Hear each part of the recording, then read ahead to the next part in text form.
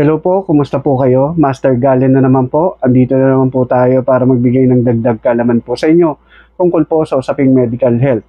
Ang tatalakayin po natin ngayon sa video ito ay tungkol po sa hip fracture o yung pagkabali ng buto doon po sa ating balakang.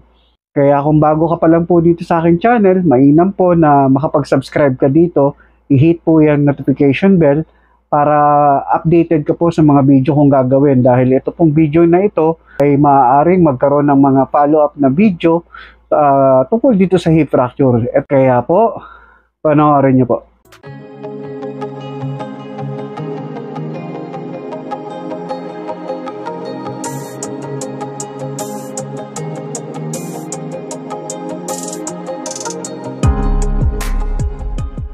Hip fracture or pagkabali ng buto doon po sa ating balakang. No, yung femur po nakakabit yan doon acetabulum, no? May sakit diyan, no? Yan para nakasalpak po yung head ng femur po natin diyan. So, yan po ang head ng femur. Tapos po, yan po yung tinatawag na neck. Tapos po, meron pong tinatawag na lesser trochanter, yan pong maliit na nasa baba. Tapos may greater trochanter, yan pong malaki na nasa taas na nakadrawing na yan. Tapos po, yung imaginary line na, yung parang linya, no? Mula sa greater trochanter hanggang dun sa lesser trochanter, yan po yung tinatawag na intertrochanteric line, no? Tapos yan po na sa baba na po, yan po yung tinatawag na shaft. Meron po tayong dalawang kategorya sa pagkabali po ng ating femur, no? Ito po yung tinatawag natin na intracapsular, tapos yung extracapsular. So, syempre, intra sa loob, no? Tapos, capsular, may capsule. Kasi po, meron po tayong capsule dyan, no? May fibrous tissue po tayo dyan na nandyan po, nakabalot sa neck, saka papunta dun sa head ng femur po natin. So, syempre, pag tinawag na intracapsular, sa loob, no? Sa loob ng capsule. Kasi nakakabit po yan na capsule na yan, doon po sa may rim ng acetabulum. Tapos po, nakakabit naman po doon sa intertrochanteric line.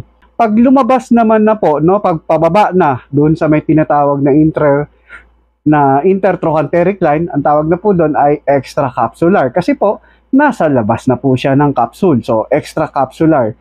So, yan po ang dalawang kategorya ng fracture po dito sa ating femur. Ano ba ang mga major risk factor ng hip fracture? So, major risk factor po dito ay kung medyo nagkakaedad na po, no? Matanda na po tayo.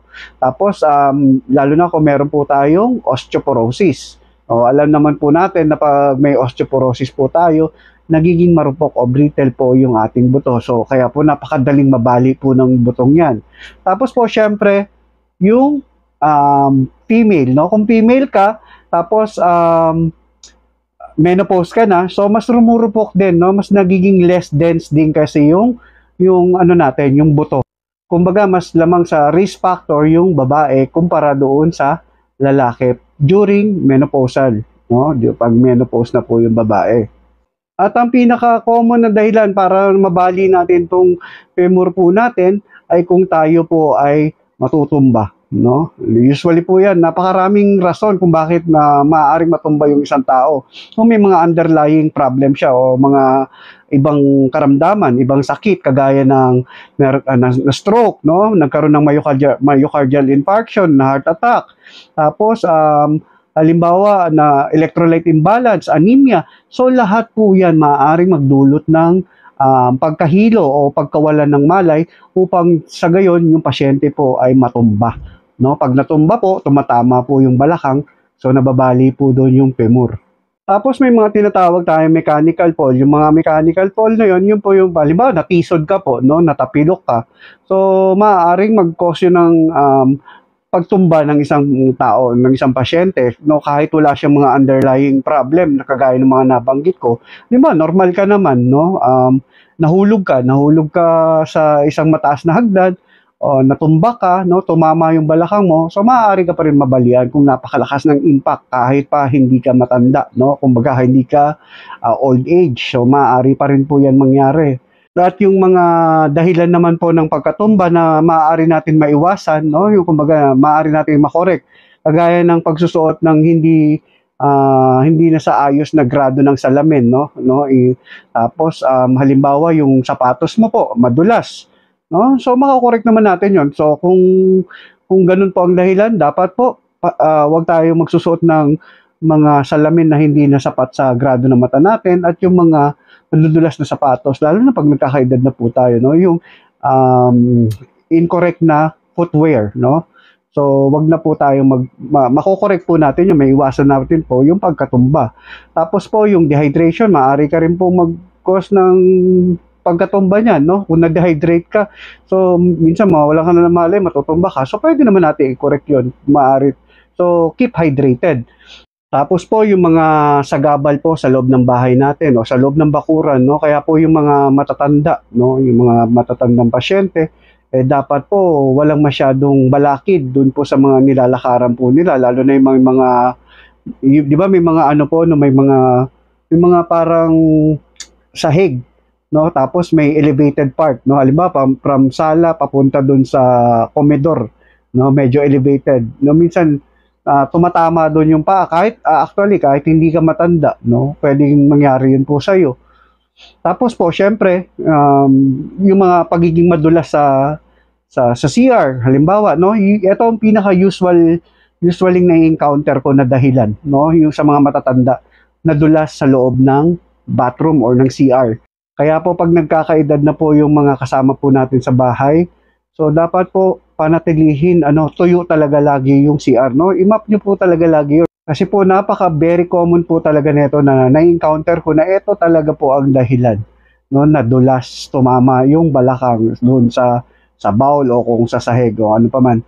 Kaya mas mai-advise ko yung mga po doon, no? Yung CR po, no? Lalo na kung medyo maluwang, so walang makakapitan agad. Mas maganda po kung yung CR po natin may mga railings, no, may mga hinahawakan para maiwasan natin yung pagkatumba ng kasama natin sa bahay. So pag-usapan naman natin kung paano ba dinadiagnose yung pagkakaroon ng hip fracture, no? Syempre, alam niyo na yan. So makikita po yan sa X-ray, no? Ngunit po halimbawa po hindi makita sa X-ray, no?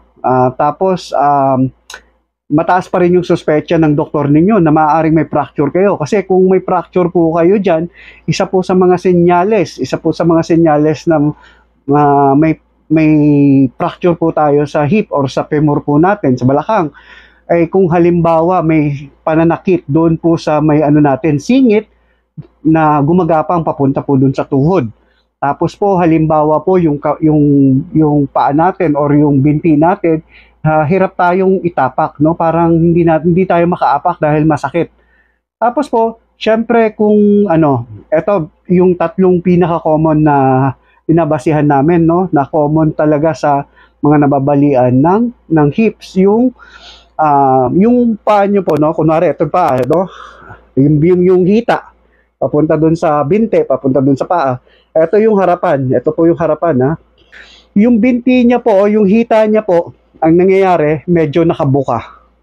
Tapos po, yung tinatawag namin na externally rotated, nakaikot pa palabas, no? Tapos maiksi, no? Kung susukatin mo yan, maiksi. So may leg length discrepancy.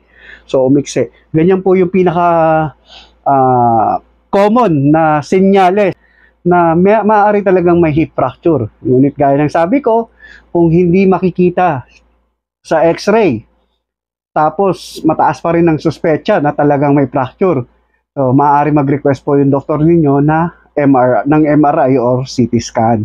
So iyan po ang i-request nila. So paano ba ginagamot to, no? Paano ba minamanage to diyan sa hospital o ng mga doktor po ninyo?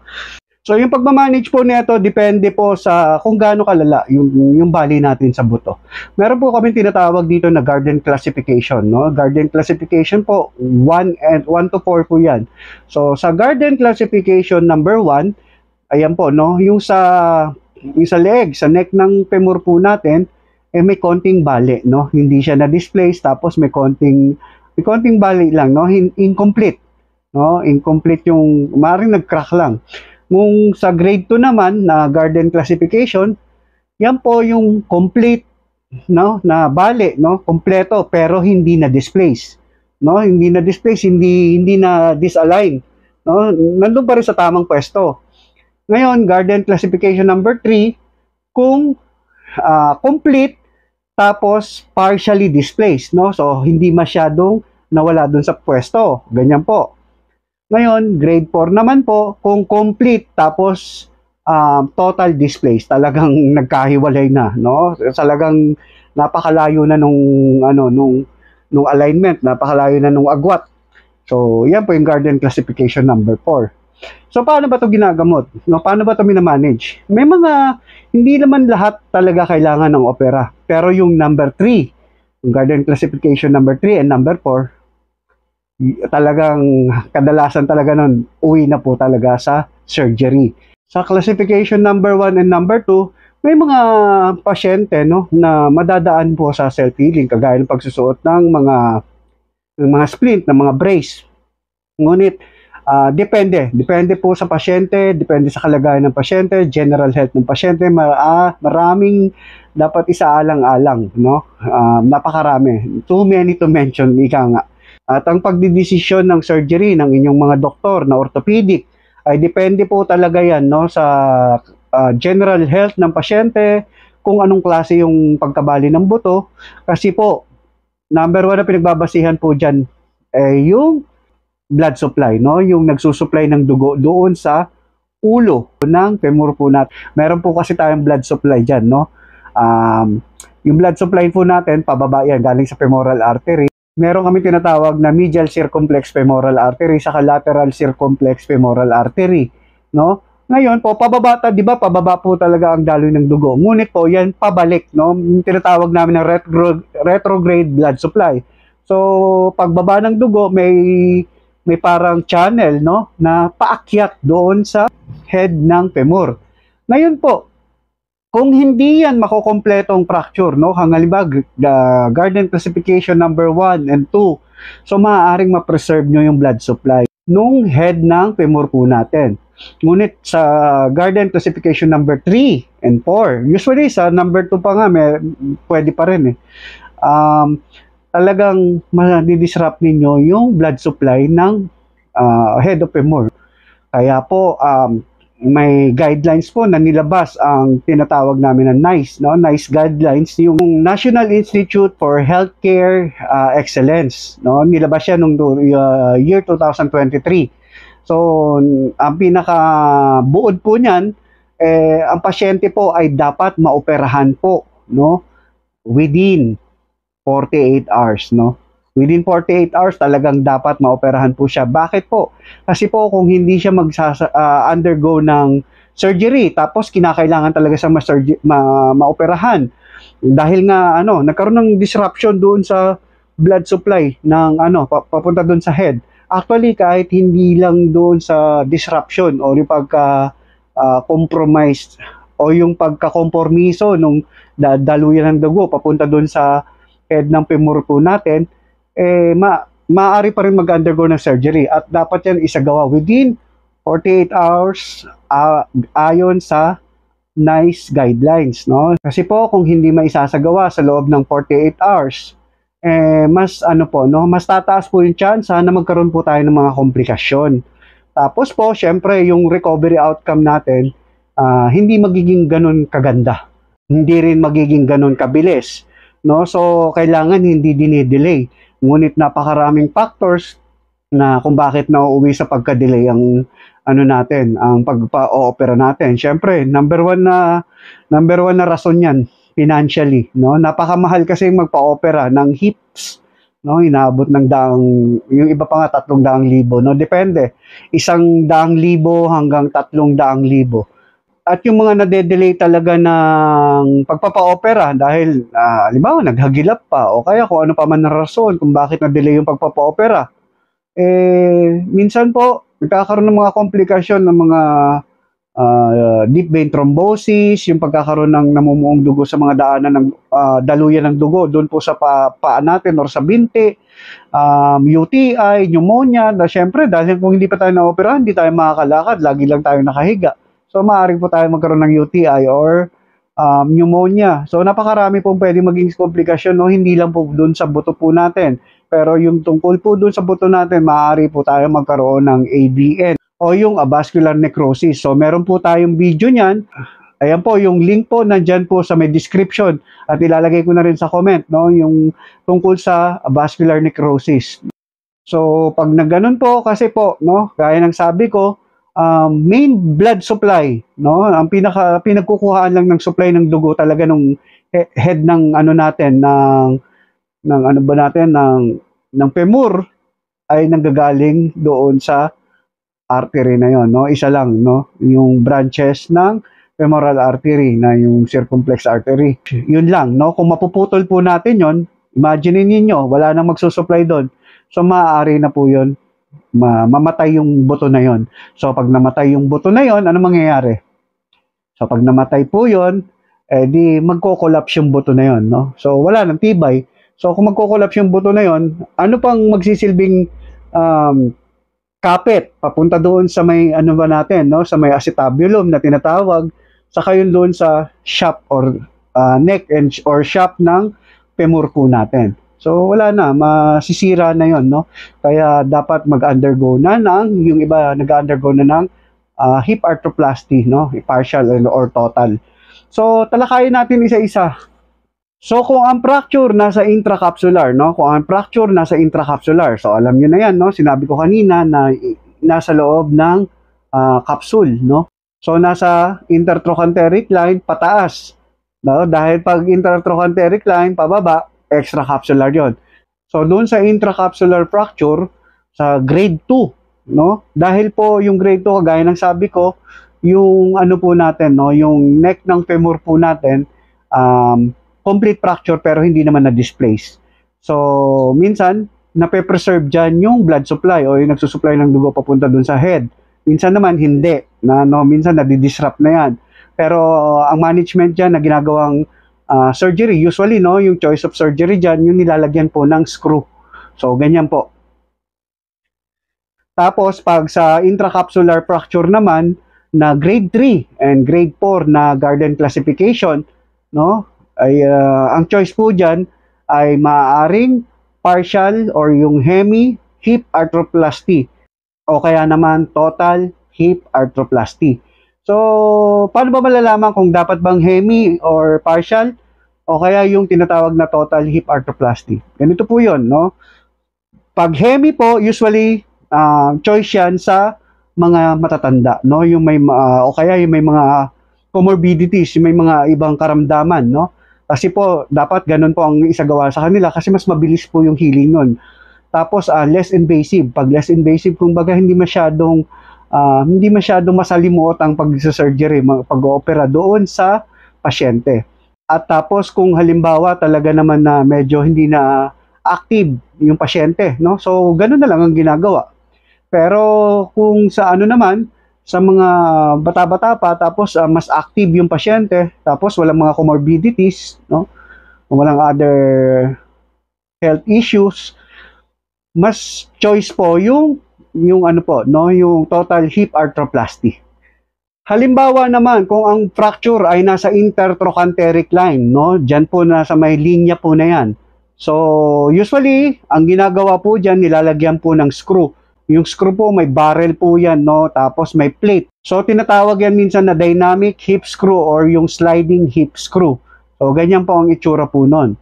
So, pag subtrochanteric fracture naman, no, halimbawa, diyan ang bali mo, no, sa baba ng intertrochanteric line. So, kadalasan, ang ginagawa po dyan ay nilalagyan ng intermedullary nail. So, ganyan po ang itsura, no? Pinapasok po yan doon sa may greater trochanter, pababa, hanggang doon sa medulla ng bone shaft natin, no? Ganyan po ginagawa yung surgery procedure pag subtrochanteric ang fracture, no? Yung sa baba ng intertrochanteric line. So, importante po na tandaan niyo po yung mga binanggit kong parts ng femur, no? Yung basic anatomy para di kayo nawawala dito sa mga pinagsasabi kong kung paano minamanage yan. So, ganyan po ang sinasagawang management na usually sa surgical management ng mga nagkakaroon ng fracture po sa hips po natin or sa femur po natin. Meron pa pong isang maganda, no? Kaya po kasi open surgery po yan, no? Yung mga binanggit ko pong yan, talagang mas invasive. Meron pong isang surgery na procedure na tinatawag na superpat.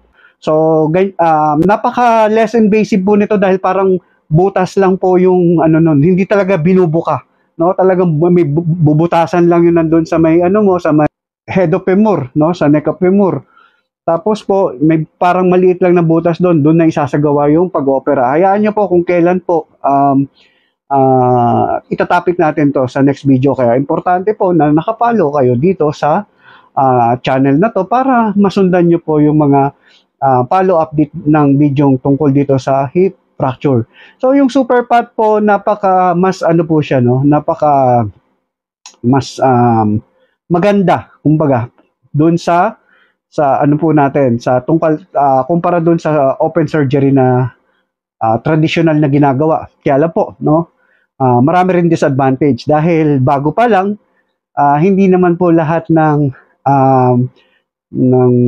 surgeon ay na-train sa ganito, no? At hindi lahat ng hospital ay may facilities at may mga gamit para isagawa itong ganitong procedure, no? May mga ilang hospital lang dito sa Pilipinas na nagsasagawa niyan at very limited pa lang ang surgeon na nagsasagawa din yan. Kung kailan po, tatalakayin ko po yan na mas detalyado. So sa ngayon po, hanggang dito na lang po muna ang talakayin po natin. Sa mga susunod ko po ang video, talakayin naman po natin kung yung mga, halimbawa natapos na kayong operahan, kung ano na mga dapat gawin para mapabilis yung recovery. So yan naman ang pag-uusapan natin. Tapos po yung tungkol dun sa superpat, no? Ayun, pagkatapos ng opera, pwede ka nang palakarin agad. At siya nga po pala, paalala ko po uli sa inyo, ang mga bidyong ginagawa natin dito ay tanging gabay lamang. Huwag pong ituring ito na eto na mismo ang magda-diagnose po sa inyo, no?